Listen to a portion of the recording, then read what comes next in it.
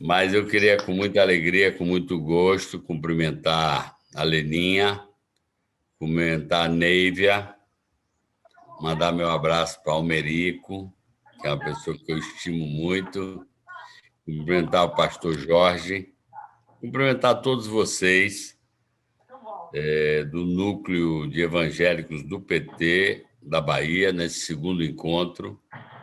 Agradecer o convite para eu estar participando com vocês e dizer que eu acho que é um momento do Brasil extremamente importante, tocando no ponto que vocês falaram, da importância de evangélicos e evangélicas na ação política. Eu quero dizer que talvez não tenha outro agrupamento nesse momento que tenha mais importância de desfazer mentiras, de desfazer, como se chama hoje, fake news, e de fazer a boa pregação, a pregação, na verdade, da fé, que não admite preconceito, que não admite intolerância, a fé que fala em solidariedade, em acolhimento, em parceria, em abraço, em família e fé.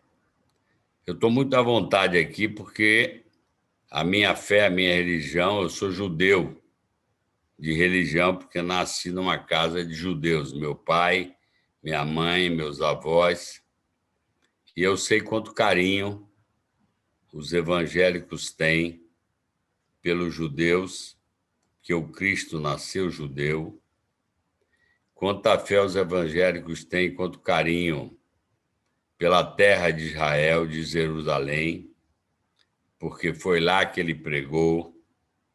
E, portanto, eu estou muito à vontade aqui para conversar com vocês. Eu sou judeu, mas sou casado com Fátima, há 31 anos, que é profundamente cristã.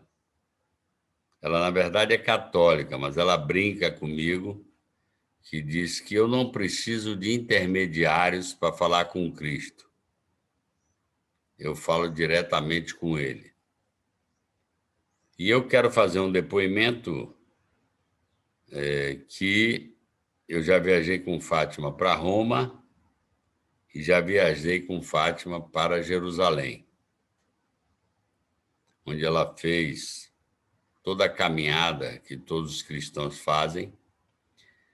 E realmente eu fiquei impressionado, porque nós fomos para Roma, é claro que é a religião dela, ela olhou todas as igrejas, tudo, mas eu nunca vi ela tão emocionada quanto quando nós estivemos em Jerusalém. Porque, na verdade, o Cristo lá pregou o Monte das Oliveiras, o Mar Morto, todas as suas caminhadas. Então, eu quero dizer que, para vocês, contar uma outra história, que eu já era deputado quando Frei Dilson Santiago, lá de Itamaraju, um frei da religião católica, um dia me abordou e me perguntou: Wagner, o pessoal está querendo que eu seja prefeito de Itamaraju, mas eu sou um frei, sou um religioso, sou um pregador, eu queria ouvir sua opinião. Aí eu falei: Frei Dilson, a política, quando feita como ela deve ser feita, com princípios, com valores, com ética, ela também é um sacerdócio. Eu digo a todos que a política como missão é a mais nobre de todas as missões, porque pela política você resgata vidas, você abraça pessoas e você faz política pública de inclusão. Nós, quando eu fui governador, fizemos o Água para Todos, aproveitamos no Minha Casa Minha Vida do presidente Lula, aplicamos o Luz para Todos, ajudamos a trazer para cá um número enorme de universidades federais e de escolas técnicas, apoiamos a agricultura familiar, ou seja, fizemos aquilo que a boa pregação, seja ela religiosa ou política, prega. Nós viemos para cá para cuidar daqueles que mais precisam. Alguém já falou aqui dos órfãos e das viúvas. Não só dos órfãos e das viúvas, porque tem muitos não órfãos, não viúvas, que precisam do nosso acolhimento. Porque com mais de 15 milhões de desempregados, nós estamos vendo pessoas disputando comida num carro de lixo. Desesperada, porque hoje nós temos 10 milhões de brasileiros que dormem sem saber se vão comer no dia seguinte ou o que é que vão comer. No interior da Bahia, nós, que nos nossos governos, criamos uma rede social de proteção que libertou as pessoas da necessidade da esmola e do pedido. Hoje, os prefeitos sabem que as pessoas voltam a bater na porta dos prefeitos por um prato de comida.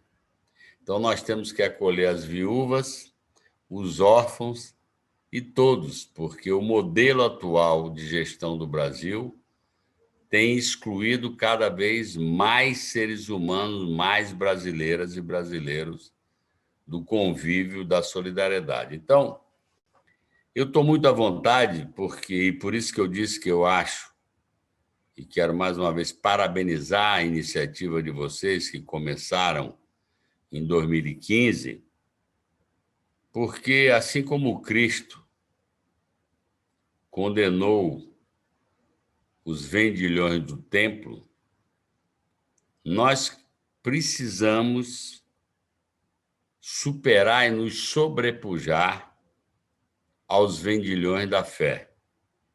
E eu não cito ninguém. Eu estou só dizendo que muitos usam da palavra de Deus e da fé, infelizmente, para iludir pessoas. Então, eu quero dizer que eu, com muito gosto, vejo vocês aqui. Eu acho que nós temos que aprofundar o nosso diálogo. Eu acho que o PT precisa compreender e precisa modular a sua narrativa sem perder as suas convicções, para que os vendilhões da fé não usem deturpadamente a nossa palavra para nos estigmatizar. E vocês sabem do que eu estou falando. Eu imagino quanto é duro para vocês, evangélicos, defender a convicção política ou o abraço político ao Partido dos Trabalhadores. Porque nós fomos discriminados, estigmatizados, também por erros de alguns dos nossos. Não vamos negar o erro de alguns, mas óbvio que o erro de alguns foi aproveitado para tentar criminalizar o Partido dos Trabalhadores por tudo que a gente prega. Eu sei, porque eu estava lá, que só no nosso governo a sandália de dedo, a mão calejada do trabalho, entrou nas portas do Palácio do Planalto. Eu sei quanto resgate nós fizemos, que eu disse há pouco, não há família se não houver provimento. Um pai e uma mãe, para poder ser ouvido, também precisa prover seus filhos do alimento. E nós estamos vivendo um tempo de exclusão e de dificuldade. Então, eu tenho muita fé, acho que política e religião não devem se misturar, mas é claro que valores que nós pregamos na política devem e podem coincidir com valores emanados da fé religiosa. O amor ao próximo, a solidariedade, o acolhimento, o não preconceito, a não discriminação. Então, eu fico muito à vontade, porque eu fui criado num lar judaico. Eu fiz meu bar mitzvah aos 13 anos, que é a festa quando o menino homem, e hoje, graças a Deus, a menina mulher também faz o bat mitzvah, ou seja, quando ela a partir dali passa a ser responsável pelos seus atos perante Deus, ou o menino, e eu até brinco, porque quando a gente faz o bar mitzvah, a gente passa um curso de 1 ano com o rabino, para poder ter o direito de ler na Torá, que é o Velho Testamento e é a Bíblia dos judeus. Mas é normal, depois da cerimônia religiosa, a gente se reúne no salão da igreja, no caso da sinagoga, e faz uma festa para comemorar aquele momento. E na festa que você come, dança, bebe um vinho, no caso dos judeus, o jovem que acabou de fazer bar mitzvah é convidado para fazer uma fala perante os convidados. E eu gosto sempre de brincar que ali foi minha iniciação na política. Que quando o rabino me diz, bom, agora você precisa falar para os seus convidados, seus familiares. E eu falei, pelo visto devo ter falado bonito, e eu vi todo mundo chorando, emocionado com a minha fala. Aí eu brinco e digo assim, bom, naquele momento eu percebi que eu era um bom pregador. E realmente eu acho que toda liderança política tem que ser um pregador. Que obras sem valores, na minha opinião, não valem nada ou valem muito pouco. E vocês sabem que eu prego em todo palanque que eu vou. Falo da vida, falo da espiritualidade, falo da família. É óbvio que o povo nos cobra pela estrada, pelo hospital, pela escola. Mas eu acho que isso é pouco. Na minha opinião, um líder político tem que também pregar valores, assim como um líder religioso tem que pregar a prática política. Que eu repito, é pela política, pela ação política, que nós podemos chegar ao lugar que nós queremos na nossa pregação religiosa. Que todos possam comungar do mesmo mundo, que haja ricos e haja pobres.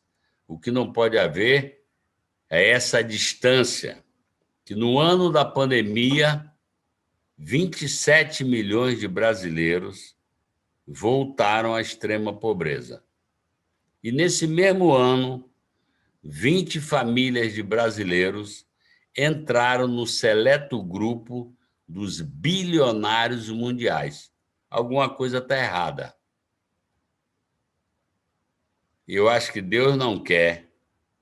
Pode até admitir que haja rico e pobre, se a riqueza foi pelo seu merecimento. Mas não pode haver a opulência convivendo com a miséria absoluta. Então, eu estou na política desde os 16 anos, desde da escola. Estou com 70, mas graças a Deus ainda estou inteiro. Deus me deu essa graça de estar inteiro fisicamente, mentalmente e espiritualmente. Então, eu quero dizer o seguinte, para mim, política e fé são dois sacerdócios que não se misturam, porque nós não vamos aqui discutir a fé de cada um, mas podemos discutir a ação política de cada um. Então, eu quero, sinceramente, com muito gosto, agradecer o convite, estimular. Talvez vocês sofram até mais do que eu, porque, como evangélicos, vivem uma discriminação mentirosa, porque vocês sabem que o PT, com erros e acertos, e nós não somos um partido de santos, somos um partido de homens e mulheres, mas também não somos o partido dos diabos. Ao contrário, já fizemos muito e temos muito para fazer. Então, Que Deus abençoe a todos. Eu vou ficar mais um pouquinho ouvindo aqueles que vão falar e estou à disposição do núcleo de evangélicos do PT da Bahia para contribuir naquilo que tiver a meu alcance. Muito obrigado e boa reunião.